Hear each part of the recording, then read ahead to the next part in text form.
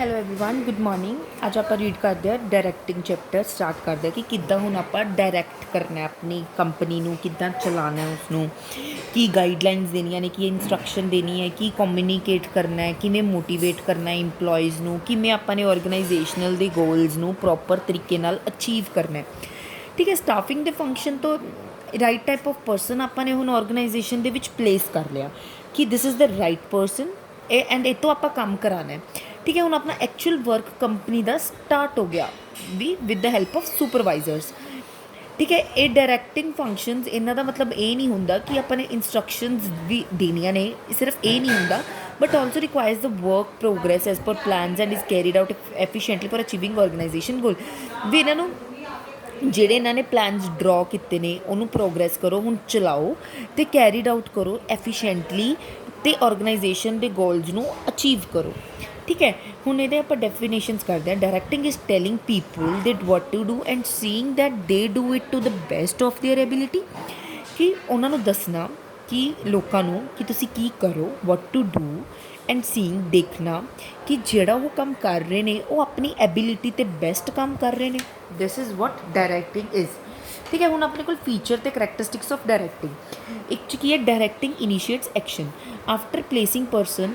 अगर आप place person करता डिफरेंट पोजीशन ते, कोई HR डिपार्टमेंट कोई, ठीक है, आप प्रोडक्शन डिपार्टमेंट कोई किते मैनेजर, कोई सुपरवाइजर, कोई सबऑर्डिनेट, डायरैक्टिंग इनीशिएट्स पर्सन करता आप डायरैक्टिंग फिर स्टार्ट करता इनीशिएट करता है organise and planned action and ensures effective performance by subordinates. फिर ऑर्गेनाइज करता है भी प्लानड एक्शन भी दसदा भी तुसी ये प्लान करना है। फिर उन्होंने परफॉर्मेंस में इफेक्टिव बनाता सबऑर्डिनेट्स की। All the person in the organisation work to achieve organisational objective. जिन्ने भी वर्कर ने एक मेन गोल है कि साने अपने ऑर्गेनाइजेशन का गोल नू अचीव करना है तो उन्होंने प्रॉफिट गेन करना है। Directing is a counting function. Directing is a counting function मतलब अ मैनेजर हैज़ कंटिन्यूसली उन्होंने काउंटिंग फंक्शन कंटिन्यूइंग फंक्शन है कि कंटिन्यू करता रहता है भी उन्हें डायरैक्ट कंटिन्यू करना है, गाइड प्रॉपर हर टाइम करना है, मोटिवेट हर टाइम करना है, सबऑर्डिनेट को अपने नाल लीड करा के चलना है ना। कि ये नहीं है भी सिर्फ इंस्ट्रक्शन देनिया ने एक बार तो काम हो गया, इन उन्होंने दूसरी बार फिर नई चुनौतियां ने, नई अपॉर्चुनिटीज़ ने, नए गोल्स ने। There is a need for taking step continuously so that the things are done as per the instruction. भी कंटीन्यूसली स्टेप लो भी ਜਿਹੜੀਆਂ थिंग्स ने अपने अपने टाइम पर ਹੁੰਦੀਆਂ रहन। Directing take place at every level. Directing हर प्लेस पर आती है, हर लोकेशन पर आती है। एवरी मैनेजर नूं देखना पैंदा, सुपरवाइज करना पैंदा, गाइड करना पैंदा, अपने सबऑर्डिनेट्स नूं कम्यूनीकेट करना पैंदा, मोटिवेट करना पैंदा कि वो काम कर सकन। भी जिन्ना स्पेंट अपना डायरैक्टिंग ते the time spent on directing decreases at higher level of management while it is a more at operational level. Higher level जिवें टॉप मैनेजमेंट 'च घट होंदा बट ऑपरेशनल जिथे काम चल रहा होंदा उत्थे ही ज़्यादा होंदी है directing. Directing flows from top to bottom. This is flow from top to bottom. Direction are given by seniors. Seniors he direction देंगे subordinates ਨੂੰ। Every manager take directions from above and gives them to the subordinates below him. फिर importance की है, initiate action। First वाला ही जो feature सी वो ही है। ठीक है, जिदा आप वेरीअस मैनेजरल फंक्शनस होंगे जिदा प्लानिंग, ऑर्गेनाइजिंग, स्टाफिंग, ये आप कर चुके। हूँ अपना अंदर डायरैक्शनस, ठीक है, will be taken by only when directions are given to them. जेदे ये फंक्शनस ने अपनी प्लानिंग आप करती, ऑर्गेनाइजिंग बनाती, आप स्टाफिंग करती। हूँ ये काम चलू किदा जब आप इनू डायरैक्शन देवांगे। डायरैक्शन हूँ आप अपने कोल कार है, अपने कोल पर्सन है, जिन्हें तक अपन यही नहीं पता भी आप लैफ्ट लैना कि राइट लैना, आप किमें जा सकते हैं एक रस्ते वाल, है ना। That is a direction.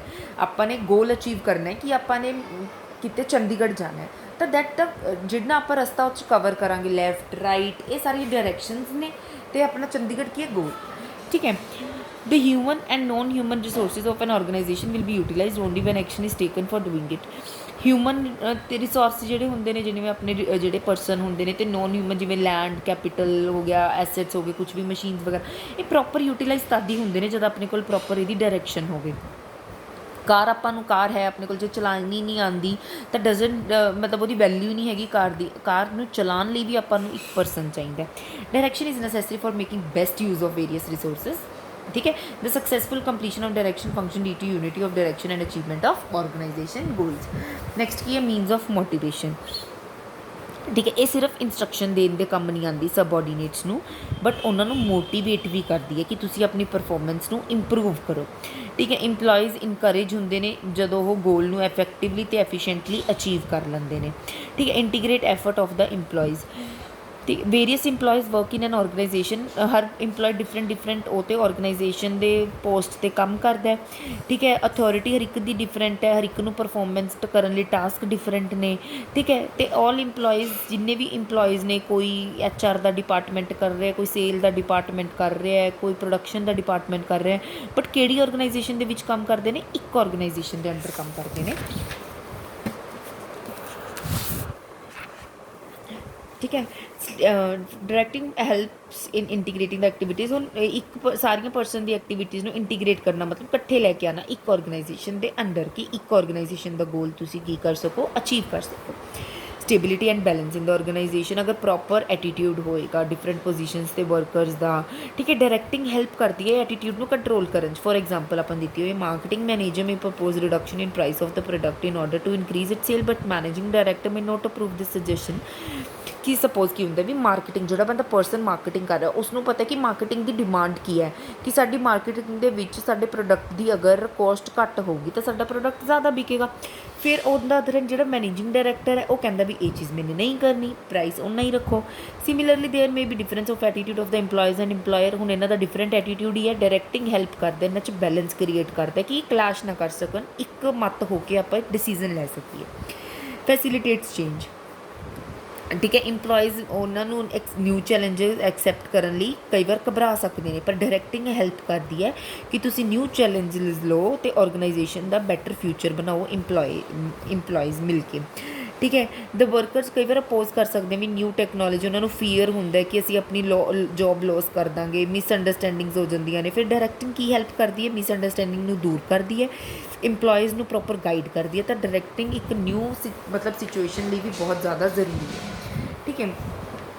Elements of directing, Ki elements ਆਉਂਦੇ ਨੇ? ਡਾਇਰੈਕਟ ਸੁਪਰਵਾਈਜ਼ ਕਰਨਾ, ਦੇਖਣਾ ਸਭ ਕੁਝ ਕਿ ਕੰਮ ਸਹੀ ਚੱਲ ਰਿਹਾ ਜਾਂ ਨਹੀਂ, ਮੋਟੀਵੇਟ ਕਰਨਾ ਵੀ ਕੰਮ ਤੁਸੀਂ ਅੱਛੇ ਤਰੀਕੇ ਨਾਲ ਕਰੋ। ਤੁਹਾਡੀਆਂ ਸਾਰੀਆਂ ਸਾਈਕੋਲੋਜੀਕਲ ਨੀਡਸ ਜੋ ਵੀ ਹੁੰਦੀਆਂ ਨੇ, ਫੂਡ, ਸ਼ੈਲਟਰ, ਕਲੋਥ, ਤੁਹਾਡਾ ਪ੍ਰਮੋਸ਼ਨ ਵਗੈਰਾ ਅਸੀਂ ਸਭ ਦੇਖਾਂਗੇ। ਲੀਡਰਸ਼ਿਪ ਵੀ ਹੁੰਦੀ ਹੈ ਵੀ ਦੈਟ ਲੀਡਰਸ਼ਿਪ ਕਿ ਐਜ਼ ਅ ਲੀਡਰ ਤੁਹਾਡੇ ਕੀ ਗੁੱਡ ਕੁਆਲਿਟੀਜ਼ ਹੈ, ਕਿਵੇਂ ਤੁਸੀਂ ਆਪਣੀ ਆਰਗੇਨਾਈਜੇਸ਼ਨ ਨੂੰ ਚਲਾ ਰਹੇ ਹੋ, ਹੈ ਨਾ। ਕਮਿਊਨੀਕੇਸ਼ਨ, ਲੀਡਰ ਜਿਵੇਂ ਆਪਣੇ ਮੋਦੀ, ਦਿਸ ਆਲ ਆਰ ਦ ਲੀਡਰਸ ਹੂ ਮਤਲਬ ਜਿਹੜੇ ਆਪਣੇ ਇੰਡੀਆ ਨੂੰ ਚਲਾਉਂਦੇ ਨੇ। ਕਮਿਊਨੀਕੇਟ, ਕਿਵੇਂ ਤੁਸੀਂ ਅੱਛਾ ਕਮਿਊਨੀਕੇਸ਼ਨ ਕਰ ਰਹੇ ਹੋ। ਤਾਂ ਦਿਸ ਮਤਲਬ ਇਹ 4 ਐਲੀਮੈਂਟਸ ਦੇ ਨਾਲ ਹੀ ਆਪਣਾ ਇੱਕ ਡਾਇਰੈਕਟਿੰਗ ਬਣਦਾ ਹੈ। ਠੀਕ ਹੈ। ਨੈਕਸਟ ਹੈ ਆਪਣਾ ਸੁਪਰਵਿਜ਼ਨ। ਹੁਣ ਆਪਾਂ ਇਹਨਾਂ ਦੀ ਬਰੀਫ ਡਿਸਕ੍ਰਿਪਸ਼ਨ ਕਰਾਂਗੇ ਸੁਪਰਵਿਜ਼ਨ ਕੀ ਹੁੰਦਾ ਹੈ। ਸੁਪਰ ਮਤਲਬ 2 ਵਰਡਸ ਤੋਂ ਬਣੇ, ਸੁਪਰ ਐਂਡ ਵਿਜ਼ਨ। ਸੁਪਰ ਮਤਲਬ over and above, and vision ਮਤਲਬ ਦ ਆਰਟ ਆਫ ਸੀਇੰਗ। ਸੁਪਰ ਮਤਲਬ ਕਿ ਮਤਲਬ ਅੱਛੇ ਤਰੀਕੇ ਨਾਲ ਤੁਸੀਂ ਕਿਵੇਂ ਆਪਣੇ ਕਿਸੇ ਓਬਜੈਕਟ ਨੂੰ ਦੇਖ ਰਹੇ ਹੋ, ਕਿਵੇਂ ਕਿਸੇ ਮੈਂਟਲ ਇਮੇਜ 'ਚ ਬਣਾ ਰਹੇ ਹੋ, ਕਿਵੇਂ ਉਸ ਪ੍ਰੋਡਕਟ ਨੂੰ ਤੁਸੀਂ ਸਹੀ ਕਰ ਰਹੇ ਹੋ, ਕਿਵੇਂ ਦੂਸਰੇ ਤੋਂ ਕੰਮ ਕਰਵਾ ਰਹੇ ਹੋ। These all are supervisions. ਹੁਣ ਤੁਸੀਂ ਇੱਕ ਪ੍ਰਿੰਸੀਪਲ ਦੇ ਸੁਪਰਵਿਜ਼ਨਸ ਦੇ ਅੰਡਰ ਟੀਚਰ ਕੰਮ ਕਰਦੇ ਨੇ, ਟੀਚਰ ਦੇ ਸੁਪਰਵਿਜ਼ਨ ਦੇ ਅੰਡਰ ਸਟੂਡੈਂਟਸ ਕੰਮ ਕਰਦੇ ਨੇ। ਠੀਕ ਹੈ। ਆਪਣੇ ਸਬਆਰਡੀਨੇਟਸ ਨੂੰ ਦੇਖਣਾ ਵੀ ਜੋਬ ਦੇਣੀ ਆਫਿਸਰ ਨੂੰ ਵੀ ਜਿਹੜਾ ਸਾਰੀ ਪਰਫੋਰਮੈਂਸ ਦੇਖਦਾ ਹੈ ਲਾਹੌਰ ਸਭ ਦੀ। Supervision is concern with initiate, start ਕਰਨਾ ਐਕਸ਼ਨ, ਐਂਡ ਚੈਕਿੰਗ, ਚੈੱਕ ਰੱਖਣਾ ਵੀ ਜਿਹੜਾ ਵਰਕ ਹੈ ਉਹ ਕਰ ਰਹੇ ਨੇ। ਜਿਵੇਂ ਪ੍ਰਿੰਸੀਪਲ ਹੈ ਉਹ ਸਾਰਾ ਸੁਪਰਵਾਈਜ਼ ਕਰਦੀ ਹੈ ਟੀਚਰ ਦੇ ਕੰਮ ਨੂੰ ਵੀ ਟੀਚਰ ਪ੍ਰੋਪਰਲੀ ਕੰਮ ਕਰ ਰਹੇ। ਟੀਚਰ ਸੁਪਰਵਾਈਜ਼ ਕਰਦੀ ਹੈ ਸਟੂਡੈਂਟਸ ਦੇ ਕੰਮ ਨੂੰ ਵੀ ਸਟੂਡੈਂਟਸ ਪ੍ਰੋਪਰਲੀ ਤਰੀਕੇ ਨਾਲ ਕੰਮ ਕਰ ਰਹੇ ਨੇ। It involve implementation of the plan, policy, decision in order to achieve the enterprise objectives. The job of supervision consist of planning and allocation of work. ਠੀਕ ਹੈ। ਇਹਦੇ ਵਿੱਚ ਗਾਈਡੈਂਸ ਤੇ ਕੰਟਰੋਲ ਆਉਂਦਾ ਪ੍ਰੋਪਰਲੀ। ਠੀਕ ਹੈ। ਨੈਕਸਟ ਆਪਾਂ ਪੜ੍ਹਦੇ ਹਾਂ definition. Supervision is the function of assuring that the work is being done in accordance with the plan. ਵੀ ਇਹ ਦੇਖਦਾ ਵੀ ਜਿਹੜਾ ਅਸੀਂ ਪਲਾਨ ਬਣਾਇਆ ਸੀ, ਜਿਹੜੀ ਅਸੀਂ ਇੰਸਟਰਕਸ਼ਨ ਦਿੱਤੀ ਸੀ, ਉਹਦੇ ਅਕੋਰਡਿੰਗ ਸਾਡਾ ਕੰਮ ਹੋ ਰਿਹਾ ਜਾਂ ਨਹੀਂ ਹੋ ਰਿਹਾ। ਐਜ਼ ਅ ਮੈਡੀਏਟਰ 2 ਰੋਲ ਪਲੇ ਕਰਦਾ, ਮੈਡੀਏਟਰ ਅਤੇ ਐਜ਼ ਅ ਗਾਈਡ। ਮੈਡੀਏਟਰ ਮਤਲਬ ਕਿ ਦੋ ਲੋਕਾਂ ਨੂੰ ਲਿੰਕ ਕ੍ਰੀਏਟ ਕਰਦਾ, ਕਮਿਊਨੀਕੇਟ ਕਰਦਾ, ਆਪਣਾ ਕਿਸੇ ਨੂੰ ਆਪਣਾ ਪਲਾਨ ਦੱਸਦਾ ਵੀ ਪਲਾਨ, ਪੋਲਿਸੀਜ਼ ਕੀ, ਡਿਸੀਜ਼ਨ ਨੇ ਕੀ, ਸਟ੍ਰੈਟੇਜੀਜ਼ ਨੇ ਵੀ ਆਪਣੇ ਕਿਵੇਂ ਸਬਆਰਡੀਨੇਟਸ ਤੋਂ ਕੰਮ ਆਪਾਂ ਨੇ ਕਰਵਾਉਣਾ ਸਮੂਥਲੀ ਅਤੇ ਪ੍ਰੋਪਰਲੀ। ਇਹ ਉਹ ਵੀ ਕਮਿਊਨੀਕੇਟ ਕਰਦਾ, ਸੁਜੈਸ਼ਨਸ ਦਿੰਦਾ ਹੈ, ਗ੍ਰੀਵੈਂਸਿਸ ਜਿਹੜੀ ਵੀ ਉਹਨਾਂ ਨੂੰ ਤਕਲੀਫਾਂ ਹੁੰਦੀਆਂ ਨੇ ਸਬਆਰਡੀਨੇਟਸ ਤੋਂ ਉਹ ਵੀ ਉਹਨਾਂ ਤੋਂ ਲੈਂਦਾ ਕਿ ਮੈਨੇਜਮੈਂਟ ਪ੍ਰੋਪਰਲੀ ਤਰੀਕੇ ਨਾਲ ਹੋ ਸਕੇ। ਠੀਕ ਹੈ। ਫਿਰ as a guide, as a guide ਮਤਲਬ ਇਹ ਸੁਪਰਵਾਈਜ਼ਰ ਆਲਵੇਜ਼ ਮਤਲਬ ਗਾਈਡ ਕਰਦਾ ਰਹਿੰਦਾ ਹਮੇਸ਼ਾ ਸਬੋਰਡੀਨੇਟਸ ਨੂੰ ਕਿ ਉਹ ਕੰਮ ਪ੍ਰੋਪਰਲੀ ਕਰਨ। ਅਗਰ ਨਿਊ ਟੈਕਨੀਕਸ ਆ ਜਾਂਦੇ ਉਹਨਾਂ ਨੂੰ ਨਿਊ ਟੈਕਨੀਕ ਵੀ ਸਮਝਾਉਂਦਾ, ਕੋਈ ਅਗਰ ਵਰਕਰ ਦੇ ਅੰਦਰ ਡਾਊਟ ਹੈ ਉਹ ਵੀ ਕਲੀਅਰ ਕਰਦਾ, ਕਲੈਰੀਫਿਕੇਸ਼ਨਸ ਦਿੰਦਾ, ਸੁਪਰਵਾਈਜ਼ ਕਰਦਾ, ਗਾਈਡ ਕਰਦਾ ਉਹਨਾਂ ਨੂੰ ਪ੍ਰੋਪਰ। ਫੰਕਸ਼ਨ ਆਫ ਸੁਪਰਵਾਈਜ਼ਰਸ, ਇਹ ਪਰਸਨਲ ਕੰਟੈਕਟ ਰੱਖਦੇ ਨੇ, ਡੇ ਟੂ ਕੰਟੈਕਟ ਰੱਖਦੇ ਨੇ, ਫਰੈਂਡਲੀ ਰਿਲੇਸ਼ਨ ਰੱਖਦੇ ਨੇ ਵਰਕਰ ਨਾਲ।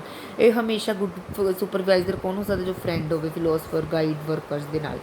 Linkage between worker and management, ਹੁਣ ਵਰਕਰ ਤੋਂ ਵੀ ਕੰਮ ਇਹਨੇ ਕਰਵਾਉਣਾ, ਆਪਣੇ ਮੈਨੇਜਮੈਂਟ ਤੋਂ ਵੀ ਇਹਨੇ ਕੰਮ ਸੁਣਿਆ, ਤਾਂ ਇਹਨਾਂ ਲਿੰਕ ਹੁੰਦਾ ਇਹਨਾਂ ਦੇ ਵਿੱਚ।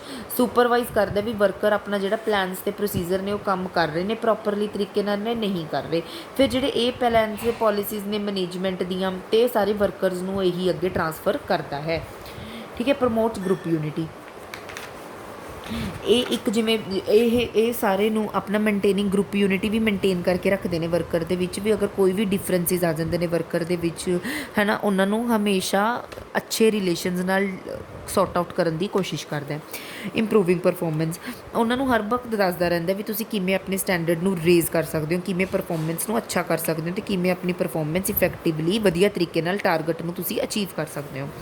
ਪ੍ਰੋਵਾਈਡਸ ਟ੍ਰੇਨਿੰਗ ਟੂ ਇੰਪਲਾਈਜ਼, ਅਗਰ ਕਈ ਵਾਰ ਕੀ ਹੁੰਦਾ ਵਰਕਰਸ ਨੂੰ ਕੰਮ ਨਹੀਂ ਕਰਨਾ ਆਉਂਦਾ ਤਾਂ ਉਹਨਾਂ ਨੂੰ ਜੋਬ ਟ੍ਰੇਨਿੰਗ ਹੀ ਇਹ ਪ੍ਰੋਵਾਈਡ ਕਰਦੇ ਨੇ। ਅਗਰ ਨੌਲੇਜੇਬਲ ਸੁਪਰਵਾਈਜ਼ਰ ਹੋਊਗਾ ਵੀ ਉਹਨੂੰ ਬਹੁਤ ਨੌਲੇਜ ਹੋਊਗੀ ਤਾਂ ਜਿਹੜਾ ਟ੍ਰੇਨਡ ਟੀਮ ਵਰਕ ਲੈ ਕੇ ਆਊਗਾ ਅਤੇ ਉਹਨਾਂ ਨੂੰ ਟ੍ਰੇਨਿੰਗ ਪ੍ਰੋਗਰਾਮਸ ਲਾਂਚ ਕਰੂਗਾ ਕਿ ਉਹਨਾਂ ਨੂੰ ਆਪਾਂ ਵੱਧ ਤੋਂ ਵੱਧ ਟ੍ਰੇਨ ਕਰੀਏ। Builds high morale among workers, good supervisor ਹਮੇਸ਼ਾ ਇੱਕ ਇੰਪੋਰਟੈਂਟ ਰੋਲ ਪਲੇ ਕਰਦਾ ਕਿ ਵਰਕਰ ਆਰਗੇਨਾਈਜੇਸ਼ਨ ਦੇ ਵਿੱਚ ਉਹਨਾਂ ਦਾ ਮੋਰਲ ਇਨਕਰੀਜ਼ ਕਰਦਾ ਕਿ ਉਹਦੇ ਵਿੱਚ ਲੀਡਰਸ਼ਿਪ ਕੁਆਲਿਟੀਜ਼ ਕੀ ਨੇ, ਉਹਨਾਂ ਨੂੰ ਕਿਵੇਂ ਉਹ ਪ੍ਰਮੋਟ ਕਰ ਰਿਹਾ ਕਿਵੇਂ ਨਹੀਂ।